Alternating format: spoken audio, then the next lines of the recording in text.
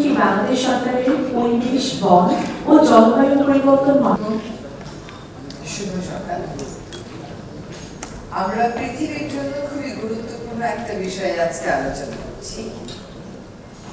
আলোচনাটা কেবল জীববৈচিত্র্য রক্ষায় আমরা সীমাবদ্ধ রাখছি না, কেন জীববৈচিত্র্য ধ্বংসপ্রাপ্ত হচ্ছে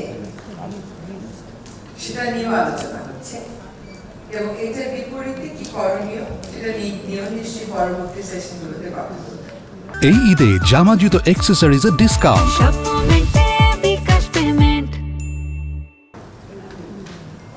আমি দায়িত্ব নেওয়ার পর থেকে একটা বিষয়ে আমার উপর জনগণের প্রত্যাশার চাপও অনেক, সেটা হচ্ছে ঢাকার নদীগুলোকে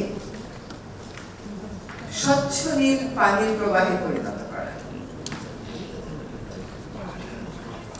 ঢাকার নদীগুলো এমন নদী, বালু, তুরাগ এবং বুড়িগঙ্গায় কোনো প্রাণের অস্তিত্ব নেই, শীতলক্ষাতে এখনো প্রাণের অস্তিত্ব আছে।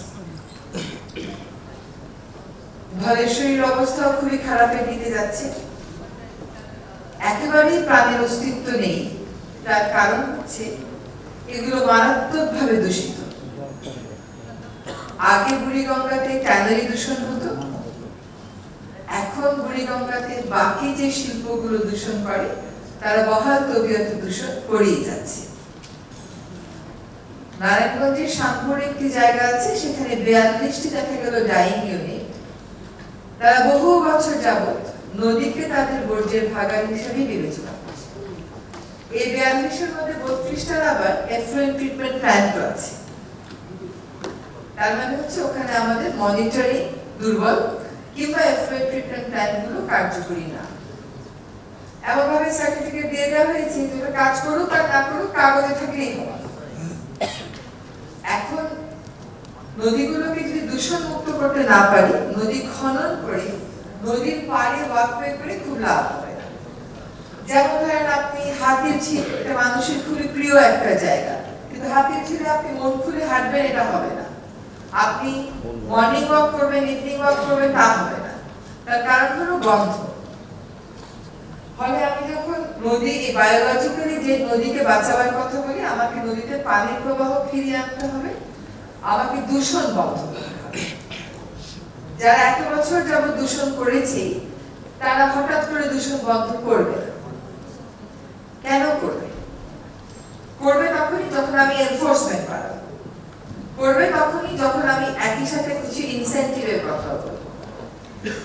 এখন প্রশ্ন উঠবে যে আপনি কি তাহলে 42টি ডাইং কারখানা বন্ধ করে দেবেন?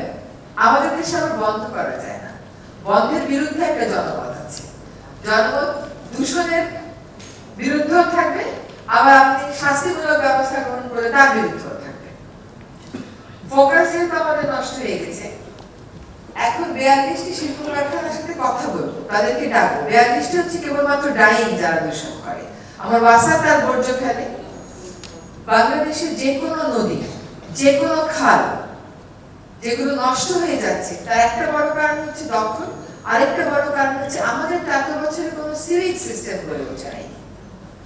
প্রত্যেকটা বাসাতে একটা সেপটিক ট্যাঙ্কের সাথে একটা ট্রিটমেন্ট প্ল্যান্টও থাকার কথা। এটা ধরেন 6তলা বাসা হলে বা 4তলা বাসা হলে 5 লাখ টাকা লাগে, বাসার নিচতলা দিয়ে ওটা স্থাপন করবে। 10তলা বাসা হলে হয়তো 10 থেকে 12 লক্ষ টাকা লাগে। তো এই নদীর যদি আমি প্রাণ ফিরিয়ে আনার চেষ্টা করি, তাহলে আমাকে ড্রেজিং করার পাশাপাশি এটাকে দূষণ মুক্ত করতে হবে।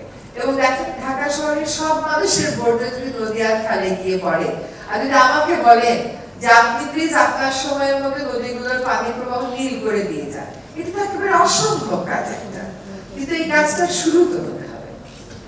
এবং আমরা সেই কাজটা শুরুর প্রক্রিয়াটা শুরু করে দিয়ে যাব। আপনাদের জ্ঞাতার্থে জানাচ্ছি যে আমরা বিশ্ব ব্যাংকের সাথে এবং এডিবির সাথে ঢাকার 4টা নদী দখল এবং দূষণ মুক্ত করার কাজে আলোচনাটা প্রায় চূড়ান্ত করে এনেছি। আশা করি তুরাগ নদী দিয়ে, আমার খুব ইচ্ছা ছিল বুড়িগঙ্গা নদী দিয়ে শুরু করি, কিন্তু বুড়িগঙ্গার সবচেয়ে বড় বিপদ হচ্ছে তলদেশে 5 থেকে 7 ফিট উচ্চতায় জমে থাকা পলিথিন। এগুলো তুলে আপনি কেমন করে বর্জ্য ব্যবস্থাপনা করবেন সেটা আমাদের জানা নেই। ফলে আমরা তুরাগ দিয়ে শুরু করে দেব এবং আগামী ৩রা জুনের মধ্যে হয়তো আমাদের একটা কর্মপরিকল্পনা অন্তরাগ ফাইনাল হবে এবং বাকি 3টা নদী বুড়িগঙ্গা, শীতলক্ষা এবং বালু এগুলোরও কর্মপরিকল্পনা ফাইনাল করে এডিবির যে একটা মেইন রিভার রেস্টোরেশন প্ল্যান আছে তার সাথে সংযুক্ত করে দেব। এবং নদী রক্ষায় আমাদেরকে প্রত্যেকটা সংস্থারই তো যার যার একটা ব্যুরোক্রেসি একটা পদ্ধতি থাকে, তো এডিবি পারছে না আমাদেরকে এর আগে কমিট করতে, কিন্তু তারা আমাদের আগ্রহটাকে সম্মান জানিয়ে আমাদেরকে বলে দিয়েছে তোমাদেরকে আমরা এই পরিমাণ টাকা দেব যেটা দিয়ে তোমরা নদীর পাড়ে সৌন্দর্য বর্ধনটা করতে পারো।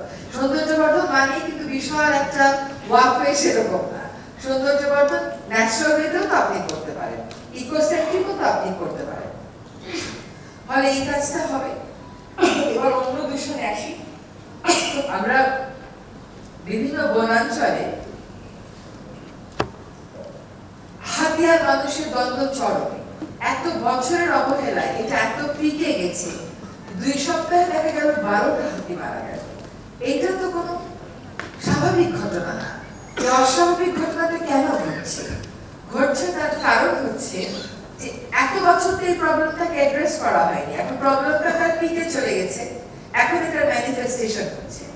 এখন এই যে আগামী 25 তারিখ ইনশাআল্লাহ আমি শেরপুরে যাচ্ছি, হাতির হাঁটবার জন্য একটা নির্দিষ্ট পরিমাণ এলাকা লাগে, আমি তো তাকে সেই এলাকা দিতে পারছি।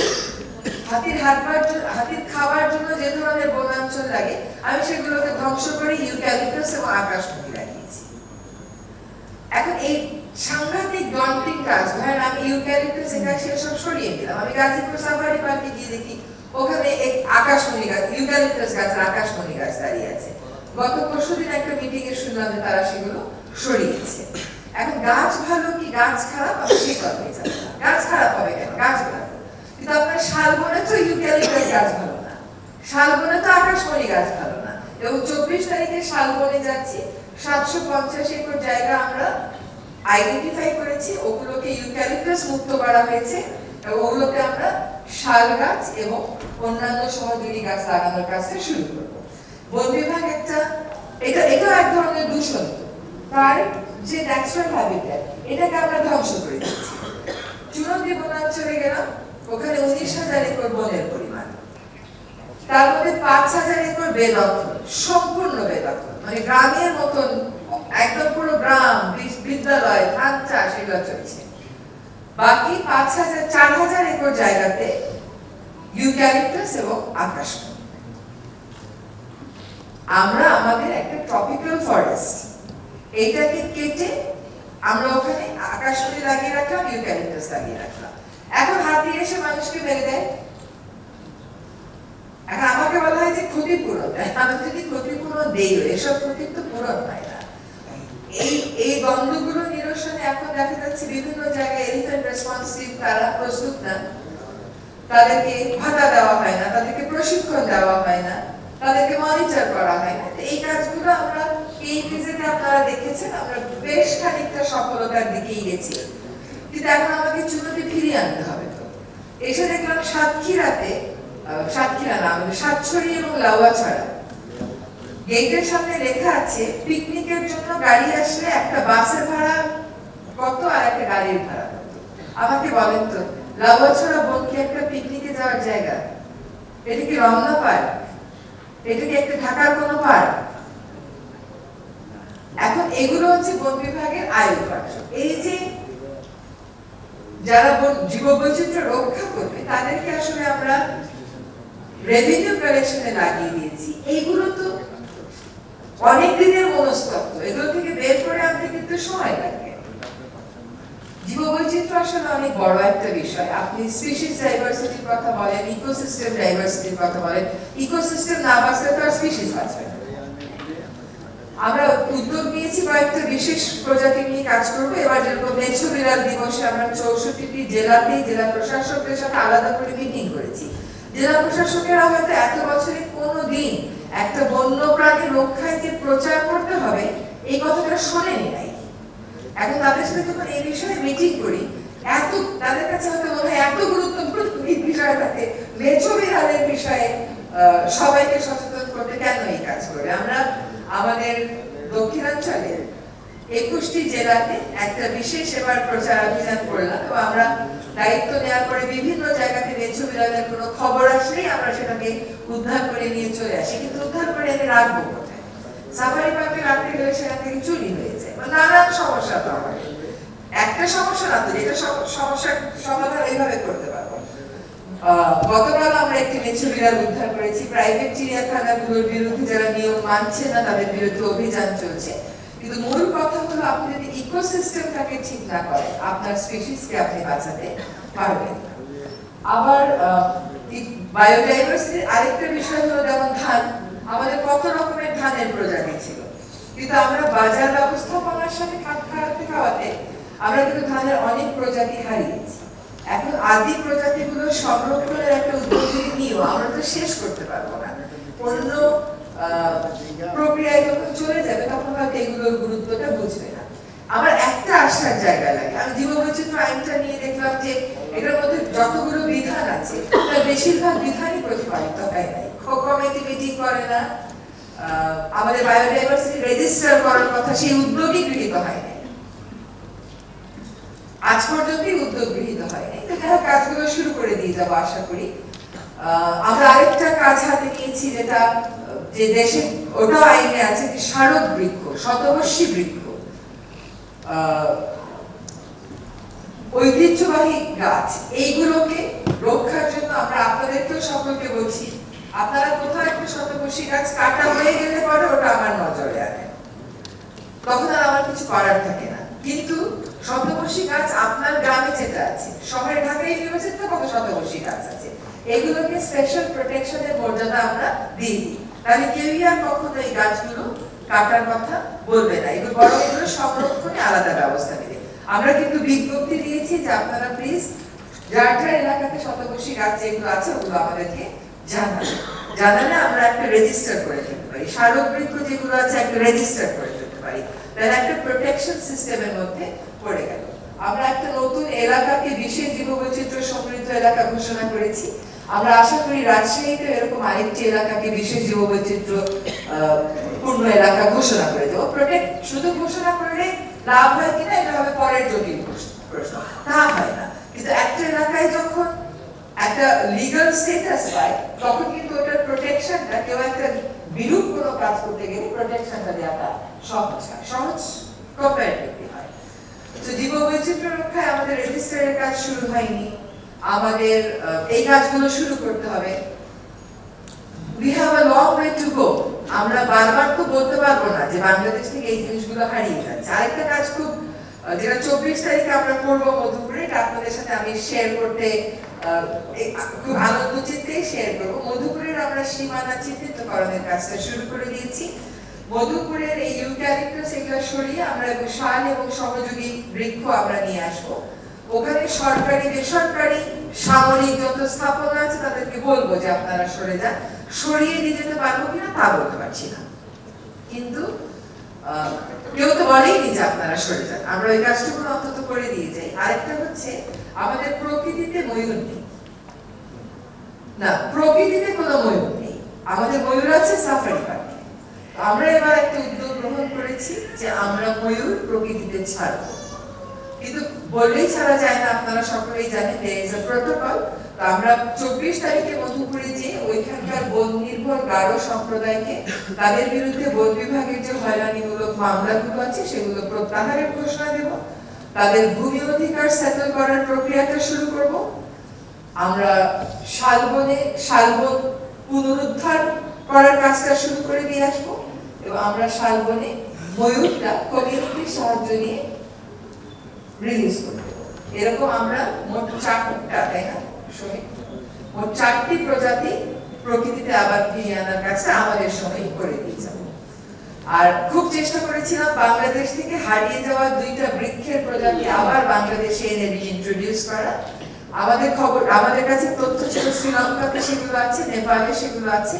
আমরা খুব চেষ্টা করলাম, অনেক রকমের বন গাছ থাকে, আমরা যে স্পিসিসটা আমাদের থেকে হারিয়ে গেছে তা আসলে আমরা খুঁজে পাচ্ছি না।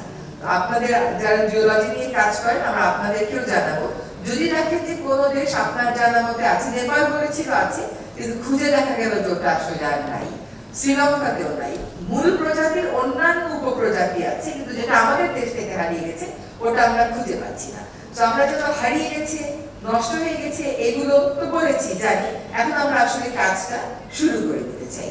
আমাদের একটা মানসিকতা হচ্ছে যে পরিবেশ রক্ষার দায়িত্বটা পরিবেশ মন্ত্রণালয়, বাণিজ্য মন্ত্রণালয়, শিল্প মন্ত্রণালয়, স্বরাষ্ট্র মন্ত্রণালয়, এদের একটা দায়িত্ব।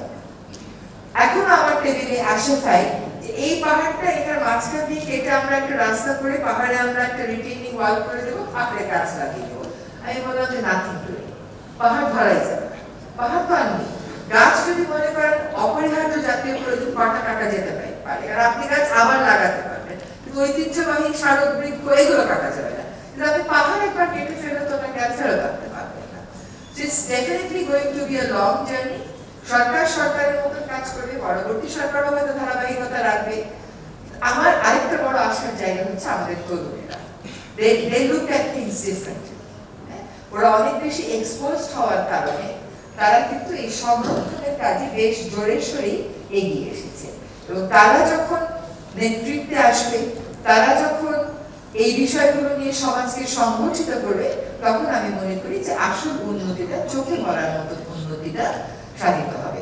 তা আশা করি আপনাদের তুরাগ নদী পুনরুদ্ধার, ঢাকার 4টা নদী পুনরুদ্ধার, প্রত্যেকটা বিভাগে একটা করে নদী পুনরুদ্ধার, চুনতি বন, সোনাদিয়া বন, শাল বন, এই 3টা পুনরুদ্ধারের যে কাজটা আমরা হাতে নিয়েছি, সেগুলো যদি আমরা করতে পারি, দেশের জীববৈচিত্র্যের সমৃদ্ধির পথে আমরা অনেকটুকু এগিয়ে যাব। আমি আপনাদের এই সম্মেলনের আনুষ্ঠানিক উদ্বোধন ঘোষণা করছি এবং এই সম্মেলনে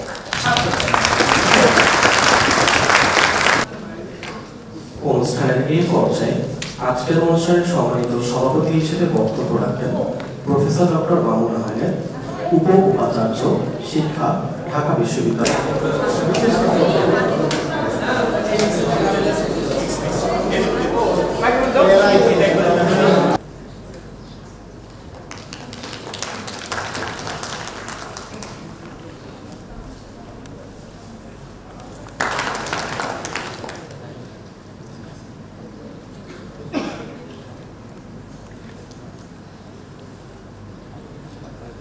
পুরস্কারপ্রাপ্ত বিজয়ীদেরকে সম্মানিত অতিথিবৃন্দের সাথে দলীয় ছবি তোলার জন্য মঞ্চের সামনে সারিবদ্ধভাবে অবস্থান করতে অনুরোধ করছি।